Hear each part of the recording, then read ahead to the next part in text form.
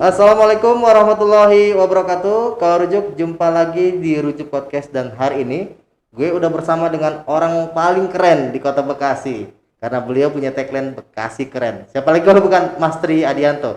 Assalamualaikum. Waalaikumsalam warahmatullahi wabarakatuh. Luar Selamat biasa. siang, salam sejahtera. Siap. Wakil wali kota tapi masih alhamdulillah nih bisa hadir ya ke studio Rujuk Podcast. Sibuk bener tapi alhamdulillah beliau masih mau ngobrol nih.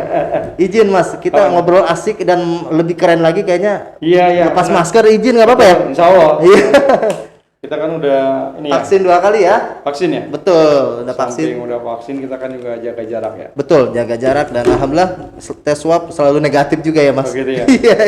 Yang penting kan kita olahraga. Iya. Udah olahraga belum lu pagi nih? Kalau bicara olahraga kesiangan hari ini Mas. Kalau bicara postur kan Mas Tri tegap tinggi gitu. Informasi yang saya dapat katanya Mas Tri juga olahraganya bela diri karate gitu. Bener Mas? Bener ya?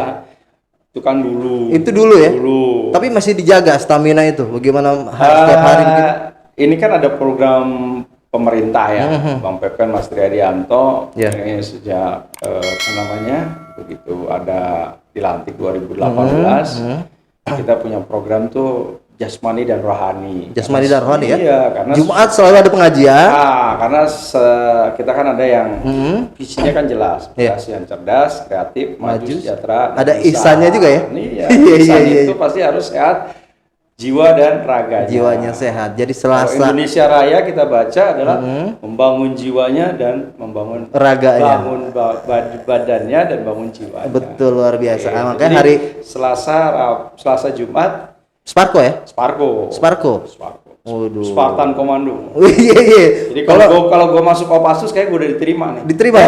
Itu kalau muter lapangan berapa menit itu, Mas Tri? Masih kuat nggak lari itu? Saya karena kan targetnya kalau saya tuh keluar keringat. Targetnya Jadi keluar kadang kalau cuma jalan lari itu keringatnya nggak keluar. Nah kalau saya senangnya Sparko. Sparko ya. Baru keluar keringat tuh. Ya karena semua yang mulai dari kaki Iya, naik ke iya. atas, Iya. pinggul, ya termasuk barang kita jadi lebih kuat kayaknya. Luar biasa. Tapi saya nggak usah olahraga Mas. Ketemu Mas Tri saya udah keringat nih. Keringat dingin. Iya. Ke atas, tangan, kepala semuanya gerak. Semuanya gerak ya. Jadi keluar keringatnya juga enak gitu. Luar biasa. Tapi yang parah setelah itu makannya enak. Makanya enak. Iya, jadi Tambah nafsu. Iya, tambah nafsu. Kayaknya saya terakhir ketemu Mas waktu zaman pilkada ya. Kayak sebelum belum besar seperti ini nih postur tubuhnya gitu kan. Jadi wakil wali kota ya karena tadi rajin olahraga, nafsu makan juga tumbuh ya gitu. Makan.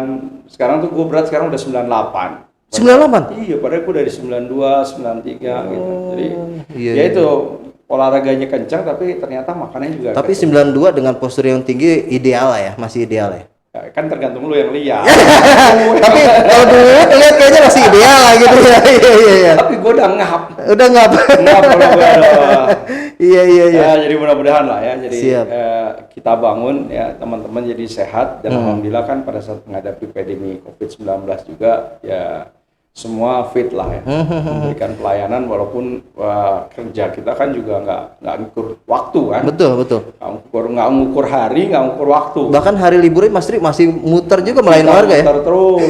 Iya. Karena pemerintah harus hadir, pemerintah harus bersama-sama masyarakat. Betul. Harus ada ikatan batin ya, walaupun bagaimanapun juga. Warga tuh tidak juga pengennya jauh di mata, dekat di hati. Tapi pengen dideketin terus gitu kan. Sama kayak Rujuk.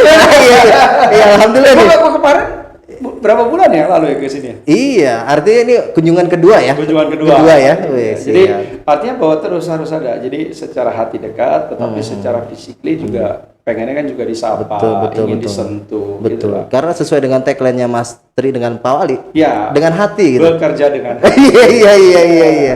Nah, kalau kita ngobrolin Bekasi.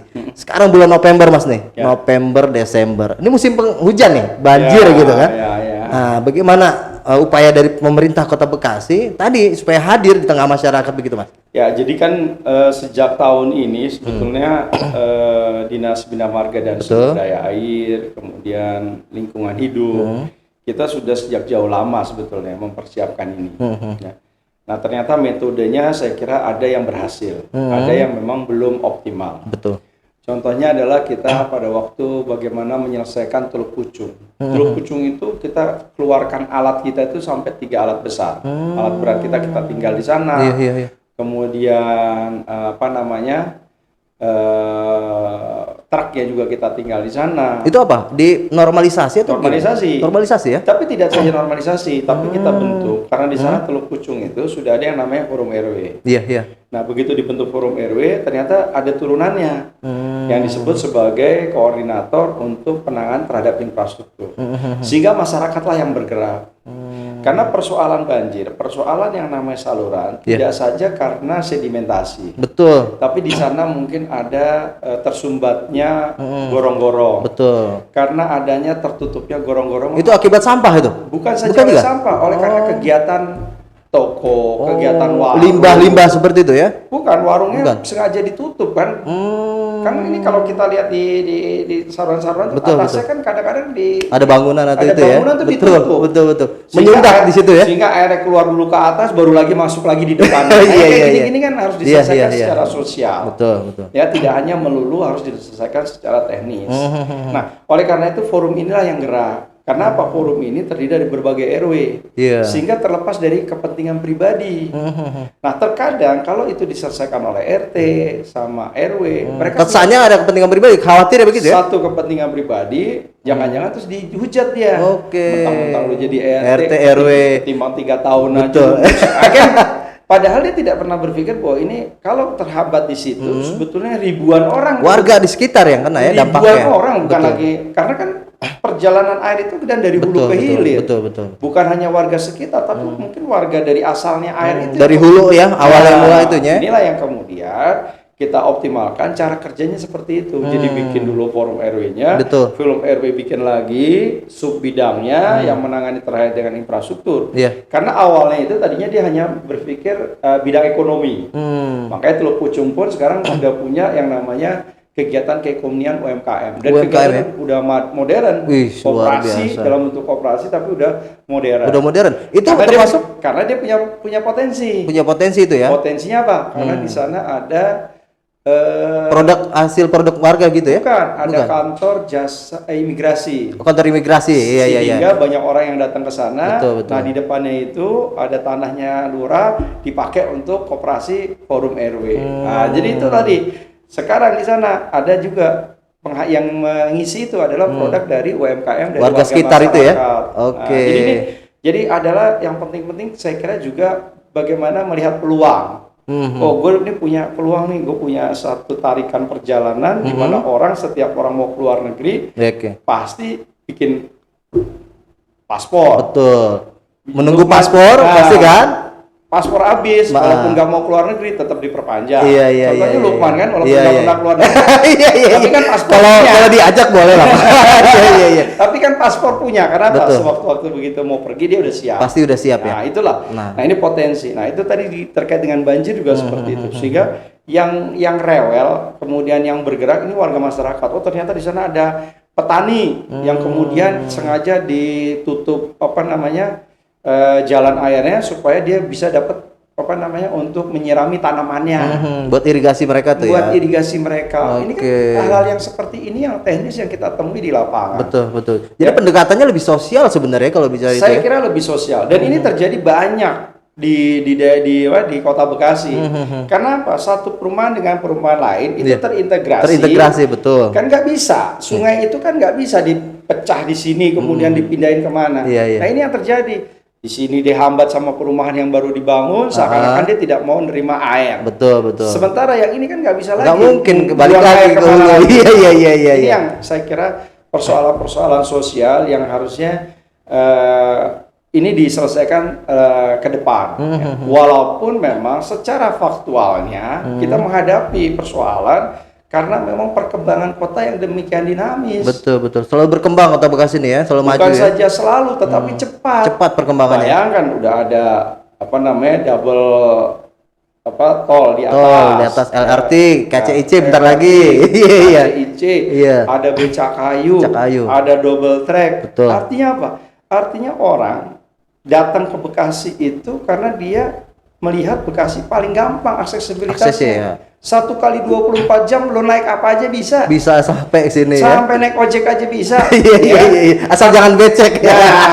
Artinya bahwa inilah pergerakan, dan itu semua di kota-kota besar seperti itu. Pada saat ibu kotanya sudah penuh, maka dia akan minggir ke pinggiran. Betul. Karena dia merasa bahwa kalau gue di Bekasi sebetulnya udah di Jakarta juga. Ya kan? Lo di Galaksi naik sedikit Udah Jakarta. Udah Jakarta. Betul. Jadi nggak salah sebenarnya Jakarta Tenggara juga ya. Iya, nggak salah juga. Iya. Jadi karena, nah sementara kesempatan untuk kemudian pemerintah dalam rangka untuk menyiapkan yang namanya lahan terbuka hijau tentunya memiliki keterbatasan. Makanya harus ada komitmen konsisten, harus memang disiapkan dana funds yang kemudian kita siapkan untuk kemudian disiapkan untuk menambah lahan-lahan tadi. RTH tadi ya, ruang terbuka hijau Ruang tadi ya. terbuka hijau bentuknya bisa taman, bentuknya bisa folder, bentuknya bisa danau. Betul. Nah, ini tergantung kemudian kita menyikapinya. Jangan sampai kemudian justru yang sudah kita punya malah kemudian nanti diambil oleh pengembang. Nah, Makanya bagaimanapun juga saya selalu sampaikan ya, kita punya 7 mata air yang ada di Jatisampurna. Iya. Walaupun secara setpen itu berada di punyanya swasta, itu jangan sampai hilang. betul. Karena apa? Identitas itu ya. Satu Iya. identitas, dan itu pemberian dari Allah. Allah Dari dijaga, Tuhan Yang harus Maha Esa. dijaga betul Harus itu. dijaga betul. Iya. Karena itu tadi air adalah merupakan sumber kehidupan. Betul. Kalau nggak ada air orang juga susah kehidupannya. Cikal bakalnya kehidupan kota Bekasi mungkin karena mata air itu kan. Betul, Karena betul. kalau lihat sejarahnya lagi di kerajaan-kerajaan Tarumanegara gitu kan. selalu pasti adanya di pinggir sungai. Betul. Oh, dibangun waduk, dibangun apa itu kan Ah. karena ada air gitu kan. Nah, itu. Nah, kalau bicara banjir juga kita nggak lepas dari kayak PGP, Nasio. Ini kan nggak bisa cuman peran dari Kota Bekasi. Ada harus melibatkan pihak provinsi atau swasta. Bagaimana komunikasi dari pemerintah Kota Bekasi, Mas, untuk menyelesaikan itu gitu, Mas? Ya, kalau untuk di Kali Bekasi saya kira kan sekarang memang sudah ada ya, Ya. ada 4,7 triliun ya. Ya. Yang tentunya dilaksanakan dalam beberapa tahap. Dan kalau nggak salah 2-3 tahun akan selesai. 4,7 triliun. Itu buat dibangun seperti Banyak hal lah. Banyak hal ada ya? yang Tanggul ya? ada yang kemudian revitalisasi, ada yang kemudian terkait dengan normalisasi, tergantung dari segmen dan persoalan yang ada. Ya, jadi artinya bahwa secara gradual akan dilihat. Dan karena memang dananya juga cuma 4,7 triliun, bayangin itu sama dengan satu APBD kita kan. Iya. Kalau pakai itu semua nggak bisa tuh Kota Bekasi.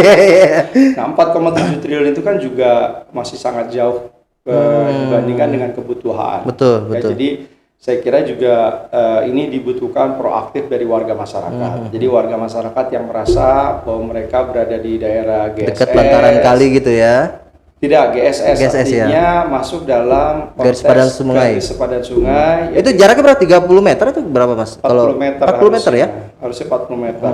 Ya, yang merasa dia berada di GSS ya bongkar sendirilah gitu kan. Karena kita harus berpikir kepentingan yang lebih besar lagi. Betul. Jadi bukan hanya digunakan untuk orang per orang. Oke. Itu yang kedua, bagi yang memang mereka pada saat karena ada penggerusan seakan-akan sekarang dia ada di GSS, nggak usah khawatir. Kalau memang bisa dibuktikan secara sertifikat itu dalam milik warga, ya pasti pemerintah Kota Bekasi akan ganti rugi lah gitu ya. Melaksanakan ganti untung lah. Ganti untung nggak rugi lagi. Iya. Iya kan? Siap. Dan iya, kalau di pinggir sungai nggak bisa dibikin apa-apa. Iya. Kalau kita gantiin duit dia bisa beli untuk apa-apa kan? Betul. Manfaatnya juga buat masyarakat banyak juga lagi ya. Cool. Baik, Kak Rujuk, kita masih berbincang dengan Wakil Wali Kota Bekasi, Mas Tri Adianto. Mas, tadi segmen 1 sempat keputus, Mas. Kita ngobrolin masalah banjir kan ya. Sebelum kita beralih ke yang lain mungkin. Kota Bekasi udah berkurang belum, Mas, titik banjirnya di Kota Bekasi ini, Mas? Jadi gini, pada waktu saya sebagai Kepala Dinas PUPR, Betul. ya, pada waktu itu kita memang merilis ada 49 titik banjir. Kemudian kita selesaikan kalau nggak salah hampir sepertiganya. Sepertiganya ya? Sepertiganya kita selesaikan. Ya ada 13, ya hampir 13 sampai 18 titik yang bisa Sampai kita 18 titik ya. selesaikan. Saya ingat banget waktu itu zaman Mas Tri juga gencar membuat embung tuh, polder itu. Itu kayak Purnas 3. Sekarang itu dirasakan betul tuh manfaatnya tuh ya kan? Jadi itulah salah satu kita menyelesaikan proses banjir yang ada di sana. Tapi dengan perkembangan zaman, ya perkembangan kondisi yang ada, ya tadi kita lihat ada berbagai kehidupan, ya, kebutuhan terkait dengan tempat tinggal, kemudian beban vertikal. Nah ini ternyata kalau kelihatan saya sih sekarang akhirnya menjadi bertambah lagi. Betul. Karena memang kan kita sempat stuck 2 tahun juga, ya di mana pembangunan infrastrukturnya ketinggalan. Betul. Karena kemudian ada COVID-19 sehingga refocusing ya. Refocusing sehingga lebih banyak konsentrasi pada kesehatan dan ekonomi. Oke. Nah, ini yang saya kira mudah-mudahan 2 tahun terakhir ini ya, kita bisa ngejar RPJMD kita karena kemarin pun juga sudah ada beberapa perbaikan.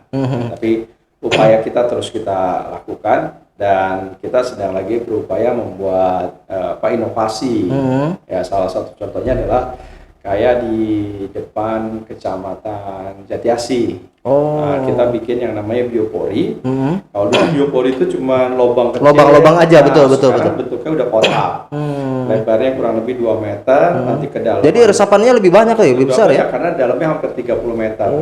Sehingga air itu bisa cepat habis. Di samping jumlah tampungan persiapan pada saat nanti musim kemarau kita lebih aman. Sudah ada tuh ya daya airnya gitu ya. Ini yang sedang kita kembangkan, kemarin baru kita buat kalau nggak salah sekitar 8 titik. 8 titik ya? Nah ini mungkin tahun depan kita tambah. Akan ditambah lagi ya? Alun-alun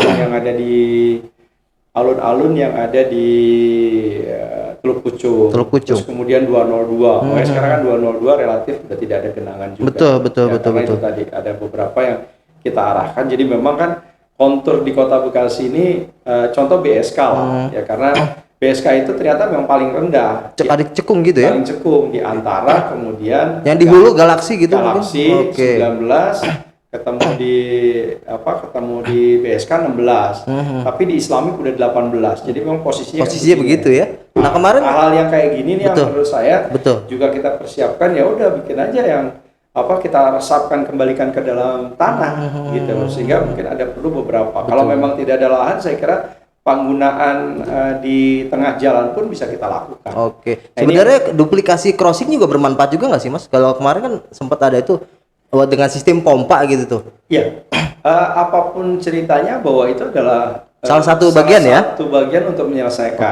Ya, makanya ada lagi kan skenario bagaimana sebelum Kalimalang, nah itu kita juga potong di situ. Kita buang sampai ke Giant. Karena Giant itu kita sudah punya yang namanya bak kontrol, dalamnya juga 8 meter.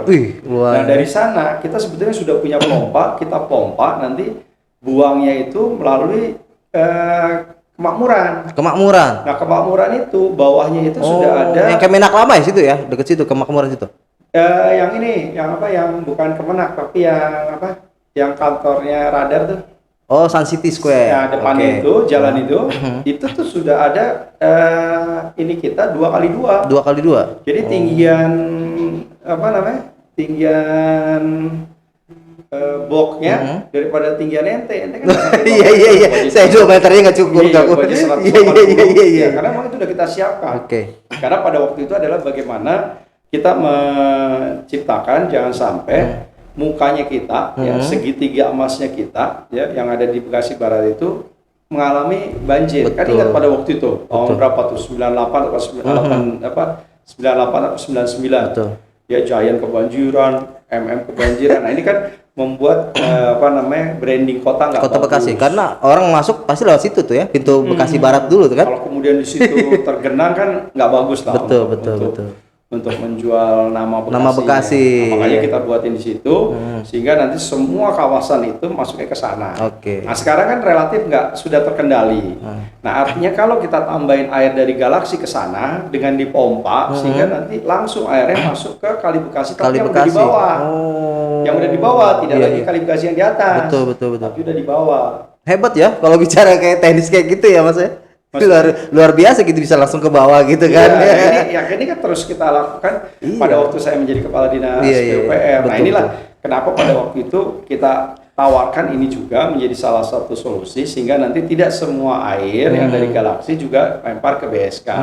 Tapi tentunya ini kan memerlukan tahapan. Betul. Nah, gitu loh. mungkin masyarakat harus sabar juga Nah, ya. sabar juga. Betul. Karena Iya. ini memang belum bisa dilakukan, sementara kita buang ke BSK. Tapi Betul, kan infrastruktur udah kita siapin, pompanya udah siap, Betul. gitu loh. Jadi banyak tahap sebenarnya, bukan hanya satu tahap untuk menyelesaikan banjir ini sebenarnya ya. Panjang Panjang. ceritanya ya. Iya, betul. Iya. Oke. Kayak ini waktu yang sangat panjang lah. Kayak sama kayak kita lagunya Puisi Cinta Untuk Star. Iya. Nah, kita bicara banjir stop dulu nih Mas. Iya. Kalau kita bicara pengennya ngobrolin tentang pandemi di Kota Bekasi dan mungkin pengembangan ekonomi. Karena kan bicara pandemi berdampak terhadap perekonomian masyarakat juga begitu kan? Pasti. Oke. Ini Kota Bekasi sekarang katanya sebenarnya statusnya harus sudah level 1 nih Mas. Kalau bicara ini ya, angka vaksinasi udah di atas 90%, kemudian angka yang sakit juga sudah sangat berkurang sekali, 0,0 sekian persen gitu. Saya kira kita tidak berkutat pada hal level 1, level 0, level 2 dan sebagainya. Tapi bagaimana keseimbangan antara kesehatan dan ekonomi ini bisa terus bergerak saja. Iya. Jadi artinya bahwa kan hari ini pun kegiatan di Kota Bekasi Geliatnya udah mulai tumbuh lagi sekarang ya? Sudah mulai tumbuh. Terus kemudian ditopang oleh warga masyarakatnya, karena kita mungkin masyarakat perkotaan kan cukup disiplin. Iya. Ya kayak tadi kan Bang Lukman tetap pakai Masker. Betul. apalagi kalau kita keluar rumah tetap pakai masker. Prokesnya sebenarnya udah jadi kebiasaan juga Jadi sebenarnya. akhirnya jadi suatu kebiasaan dan jadi satu kebutuhan. Betul. Karena kita menyadari ternyata udara di Kota Bekasi juga tidak terlalu bagus. Betul. Nah, ini dibuktikan dengan apa? Dibuktikan dengan kalau kita pakai masker, banyak penyakit-penyakit yang lain pun bisa kita hindari. Betul. Yang melalui udara tadi itu ya. Sesak napas, ispa dan lain sebagainya. Hikmahnya sebenarnya banyak ya dengan adanya masker ini sebenarnya. Nah, makanya inilah kalau menurut saya bagaimana kita selalu menyikapi setiap persoalan yang ada. Yang selalu disampaikan bahwa di setiap ada ancaman pasti ada Betul. peluang yang bisa Peluang, kita ya. manfaatkan. Betul. Ini yang saya kira terus harus kita optimalkan. Ya, jadi kalau persoalan sekarang kesehatan ya kita jalanin aja kesehatannya. Tetapi kan peluang-peluang ekonomi terus harus kita bangun, harus kita berikan kesempatan warga masyarakat ya. Karena kita ini kota jasa dan perdagangan. Nah, untuk pengembangan ekonomi kreatif di Kota Bekasi Mas, apalagi Mas ini kan fokus juga nih masalah ekonomi kreatif di Kota Bekasi. Sejauh mana nih Mas nih masyarakat atau pelaku UMKM keterlibatan atau kehadiran pemerintah Kota Bekasi untuk mereka gitu Mas? Saya kira dalam 2 bulan terakhir ini cukup banyak kegiatan yang kita optimalisasikan dan kita berikan kesempatan warga masyarakat untuk tampil ya. Iya.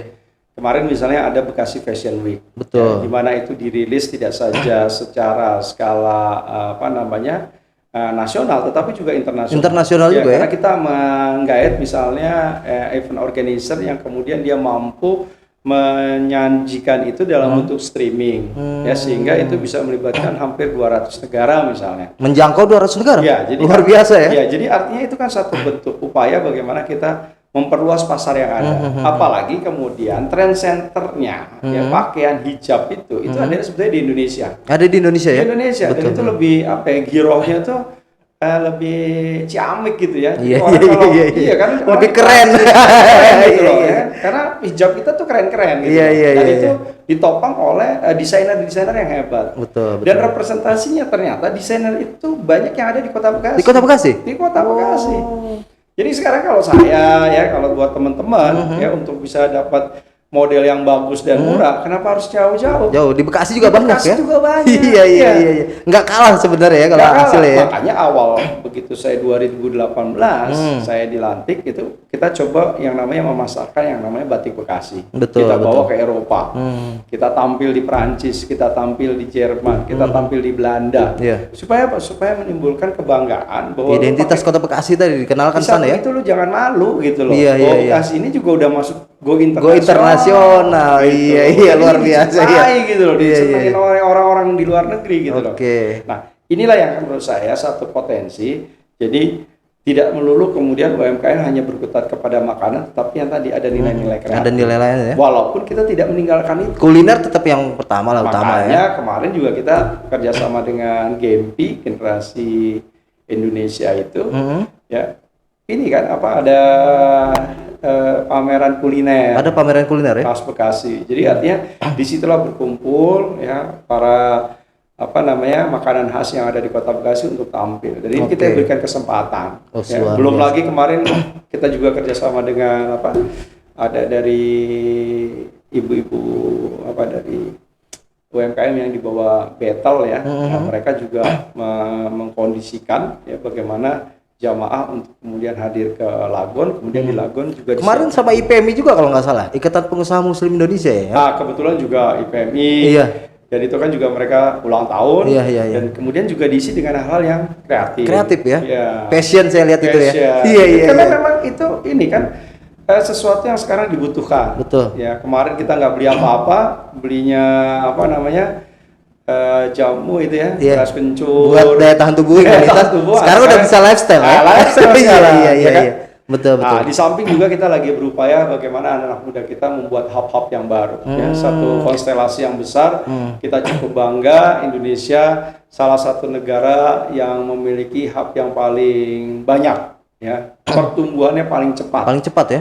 Makanya juga ratingnya kan gede-gede. Ya, Gojek, Shopee itu kan punya kita semua betul. Itu kan juga masuk ke dalam papan atas tingkat dunia. Iya. Saya kira ini yang menjadi motivasi buat kita bersama. Ya, terus yuk kita improvisasi, kita beradaptasi, terus memperbaiki diri, dan pada akhirnya tentunya pemerintah hadir untuk memfasilitasi, memberikan kesempatan, untuk kemudian mencoba mereka untuk bisa survive menghadapi situasi kondisi yang memang saat pandemi seperti ini ya. Cepat gitu loh perubahannya.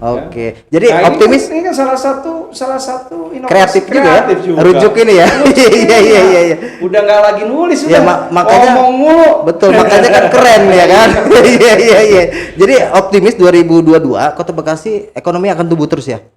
Saya kira kalau lihat trennya ya. Kita dimulai malah sempat kemarin itu deflasi. Jadi deflasi itu satu kondisi di mana barangnya banyak. Kelebihan barang ya. Kelebihan barang, daya belinya kurang gitu kan. Nah, ini juga sangat berpengaruh. Kalau inflasi aja dia memang barangnya sama itu tapi memang daya belinya juga kurang. Tapi kalau deflasi kemarin kita juga cukup khawatir juga. Nah, sekarang kita udah pada posisi trendnya positif, tapi belum dirilis ya apakah kita bisa ngejar, karena secara nasional kemarin kita juga masih kalah karena biasanya tingkat pertumbuhan ekonominya Bekasi lebih tinggi dari pertumbuhan nasional. Betul. Nah, hari ini kita belum bisa rilis, tapi bulan kemarin tapi kebiasaannya selalu lebih tinggi ya. Kita selalu lebih tinggi ya. Ya, kita biasanya di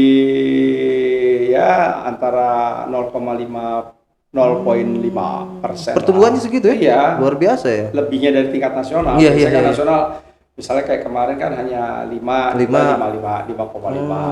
kita 6,5 gitu. Iya, luar biasa. Ya, mudah-mudahan kedepannya nih sosok Mas Tri kan kalau bicara Mas Tri ini pasangan ideal dengan Pak Wali Kota nih, Pak Rahmat Effendi. Ya. Mengingat bahwa 2018 ini saya juga sempat berbincang dengan Mas Tri gitu kan. Bagaimana pemerintahan yang berjalan buat masyarakat, optimal buat masyarakat, seiring sejalan. Ini ternyata 3 tahun ini, perjalanan 3 tahun ini berjalan seperti itu tuh Mas. Ya, kan kita saling melengkapi. Iya. Saya punya keyakinan lah, ya namanya manusia pasti punya kekurangan. Betul. Pak Wali punya kelebihan, tapi tentunya punya kekurangan. Mas Triadianto punya kekurangan, tapi pasti juga punya kelebihan. Saling melengkapi. Saya kira ini adalah dalam bentuk saling melengkapi. Betul. Jadi artinya, ya dan terutama saya kira birokrasi. Ya, bagaimana birokrasi bisa bekerja dengan nyaman, birokrasi bisa bergerak secara lugas, dan mereka tentunya diberikan waktu dan ruang untuk mereka terus berinovasi, sehingga pada akhirnya walaupun bukan tujuan kita mendapatkan penghargaan, mendapatkan apresiasi, baik itu tingkat Jawa Barat maupun nasional, ini saya kira menjadi satu gambaran ya bagaimana kemudian pemerintahan ini dibangun dengan kebersamaan dan harmonis ya, harmonis. Iya. Insya Allah lah ya. Apalagi tinggal 22 bulan lagi. 22 bulan ya. Nah, kalau bicara 22 bulan, tinggal 22 bulan lagi. Mas Tri kan sekarang wakil nih. Ya, walaupun nanti masih jauh nih. Ya. Ada keinginan nggak sih jadi wali kota, Mas? Saya tidak pernah berpikir sejak dulu tuh lompat-lompat. Oh iya. Jadi orang tuh berpikir step by step aja ya. Tapi nggak mungkin jadi wakil 2 kali juga Kong, iya kan? Itu kan nanti ke depan. Oh iya.